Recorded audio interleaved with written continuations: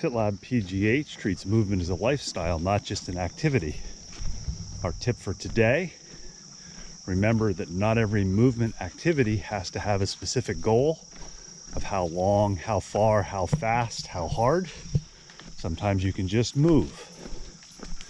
I'm out here at Mingo Creek Park with the dogs. Superficially, my goal for today is to walk the dogs, burn some energy off them. Realistically, I have no goals. We're going at their pace.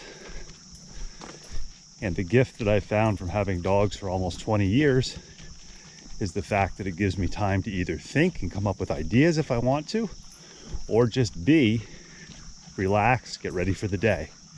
So remember, sometimes movement can stimulate ideas. Sometimes movement can act as a stress reliever. Sometimes movement is just movement. So move more, move often, and move in ways that you enjoy. Another movement tip from FitLab PGH.